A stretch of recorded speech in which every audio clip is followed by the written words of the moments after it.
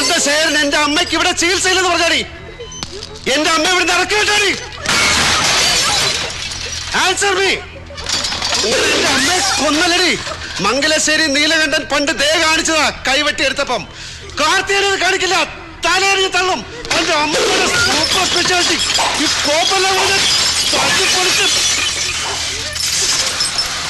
എന്റെ പാവ അമ്മയ്ക്ക് ചികിത്സ ഇല്ലാത്ത ഈ ഹോസ്പിറ്റലിൽ ഇല്ല.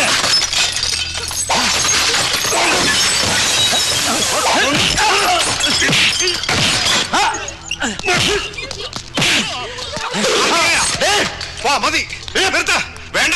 ശിവദാസനാ പറയുന്നത്. ഇവിടെ കൊണ്ട് തീരുന്നില്ലെന്നും അത്രയ്ക്ക് വലിയ മുറിവ എന്റെ ഉള്ളിൽ വീണത്. അത് ഉണങ്ങാൻ കണ്ണീരെ വീട്ടാരുടേതായാലും ഇങ്ങോട്ട് വരാൻ ഞാനാ പറയുന്നത്.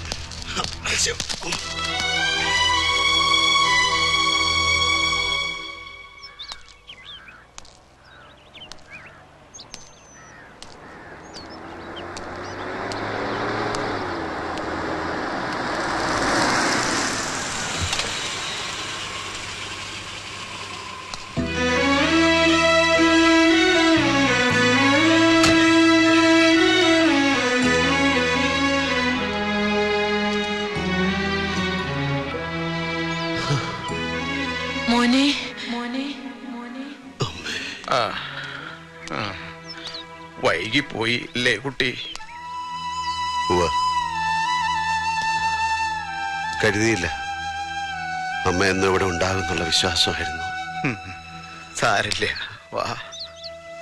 ഒരു കൊടുങ്കാറ്റിലും കുലയാതെ നിന്നൊരാ അതാ അവിടെ കിടപ്പുണ്ട്. നിന്നെ കാണുമ്പോഴെങ്കിലും ഒന്ന് പൊട്ടിക്കരഞ്ഞാ മതിയായിരുന്നു.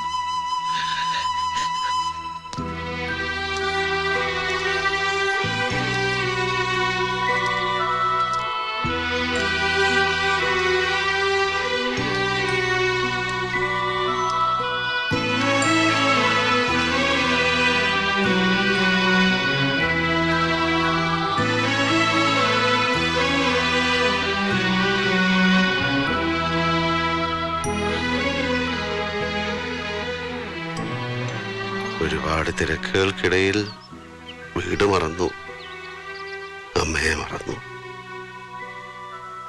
പട്ടടയിൽ കൊള്ളിവെക്കാൻ അതിനെന്തേ ഉണ്ടായില്ല.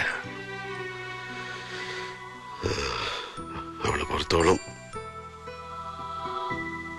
എന്തിനാ പക്ഷെ ആശുപത്രി തല്ലിപ്പൊളിക്കാൻ പോയേ? അതുകൊണ്ട് എന്താ കാര്യം? തിരിച്ചു വരുവോ പോയവര്? എന്താ നീ അങ്ങനെ കാട്ടിയേ?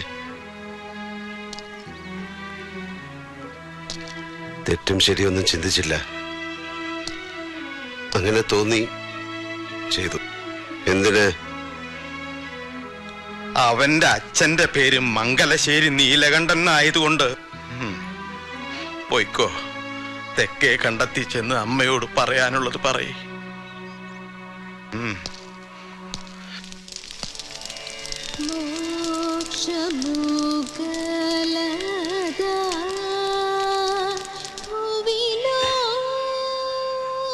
പോയ നാളുകളുടെ ചുടലപ്പറമ്പിലെ പാഴ്ചെടിയായി ഞാൻ മാത്രം ബാക്കി. എന്നാടോ മരണം എന്നോട് ദയ കാണിക്കുന്നത്?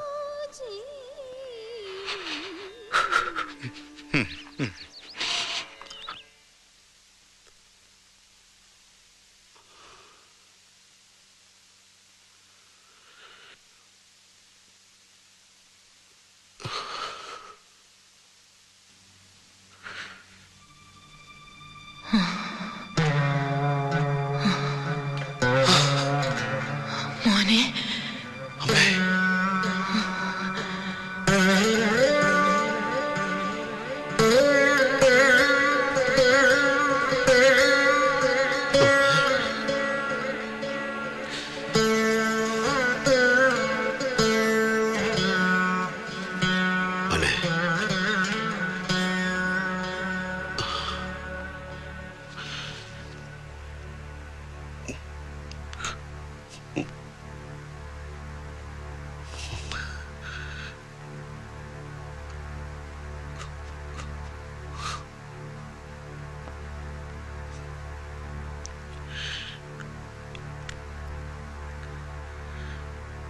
മഹാപാപമാ ഞാൻ ചെയ്തത്.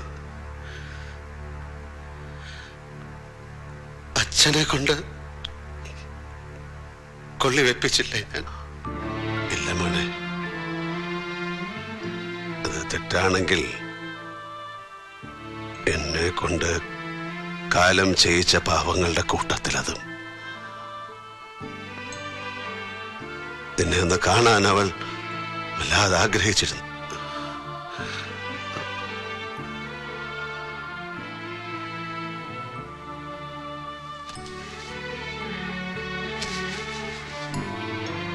നിന്നോടെന്തോ പറയാനുണ്ടായിരുന്നു അവക്ക്.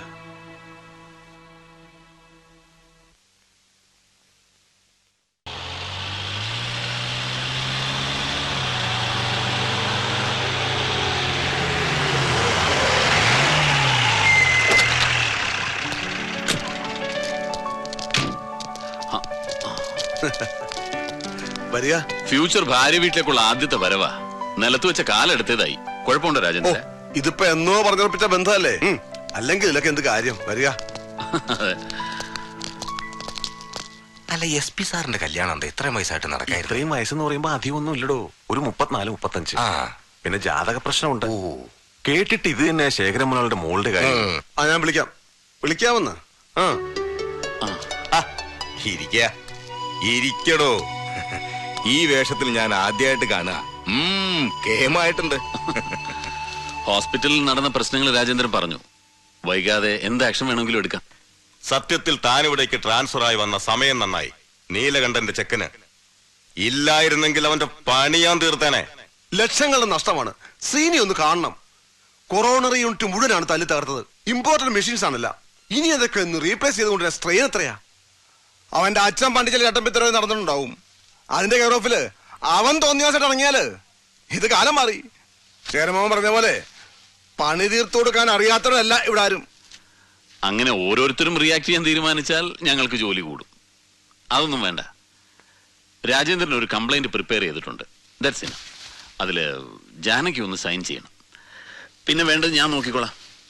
ജോസഫ് തന്നെ. ദേവി, മോളെ വിളിക്കും. രാജേന്ദ്ര, ശ്രീനിക്കൊരു പ്രയാസം ഉണ്ടാക്കണ്ട. നിയമത്തിന്റെ വഴിക്ക് തന്നെ പോർട്ടിടോ കാര്യങ്ങൾ. അകത്ത് കയറ്റുന്നു പെരുമാറണം. അത് SP അറിയണ്ട. ഞാൻ ജോസഫിനോട് പറഞ്ഞിട്ടുണ്ട്. ഹായ് ജാനകി. ഹലോ. നീ ഇതിലൊന്ന് ഒപ്പിട്ട് കൊടുക്ക. കംപ്ലൈന്റ് ആണെങ്കിൽ വേണ്ട, ഞാൻ സൈൻ ചെയ്യില്ല. കംപ്ലൈന്റ് കൊടുക്കണ്ടെന്നോ? നീ എന്തായി പറയുന്നേ? രാജേട്ടാ, ഹോസ്പിറ്റലിന്റെ MD ഞാനാണെങ്കിൽ എനിക്ക് കംപ്ലൈന്റ് ഇല്ലെന്നാ പറഞ്ഞേ. മോളെ, നീ എന്താ അവനെ പേടിച്ചിട്ടാ? അല്ല, എനിക്ക് കുറ്റബോധമുണ്ട്. എന്തിന്? രാജേട്ടന് മനസ്സിലാവാൻ പ്രയാസാവും, അച്ഛന് മനസ്സിലാവും. അച്ഛൻ മനസ്സിലാക്കണം. ഒരു സീരിയസ് ഹാർട്ട് പേഷ്യന്റ് ആയിട്ടാണ് കാർത്തികേയന്റെ അമ്മ ഹോസ്പിറ്റലിൽ എത്തുന്നത്. അവരെ ഞാൻ അവിടെ അഡ്മിറ്റ് ചെയ്യാൻ തീരുമാനിച്ചത് തൊട്ട് അവരുടെ ജീവൻ രക്ഷിക്കാനുള്ള ബാധ്യത എനിക്കായിരുന്നു. അച്ഛനത് അനുവദിച്ചില്ല. അച്ഛന് പറയാനുള്ള റീസൺസ് ഒരു ഡോക്ടർ എന്ന നിലയിൽ എനിക്കറിയേണ്ടതല്ല. അവരെ അവിടെ അഡ്മിറ്റ് ചെയ്തിരുന്നെങ്കിൽ ചിലപ്പോ കാർത്തികേയന് അയാളുടെ അമ്മയെ നഷ്ടപ്പെടില്ലായിരുന്നു.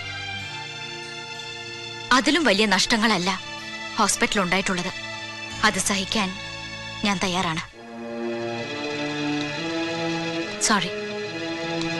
Janaki, I can understand. എന്താ വേണ്ടതെന്ന് തീരുമാനിക്കാൻ ജാനകിക്ക് യു ഹാവ് ദ ഫ്രീഡം. നമ്മൾ തമ്മിൽ ഇന്നാണ് ശരിക്കൊന്ന് കാണുന്നതും സംസാരിക്കുന്നതും. അതിങ്ങനെ ഒരു, ഞാനാണെങ്കിൽ യൂണിഫോമിലും. റിയലി ഞാനിത് ആഗ്രഹിച്ചിരുന്നതല്ല. ഞാനും.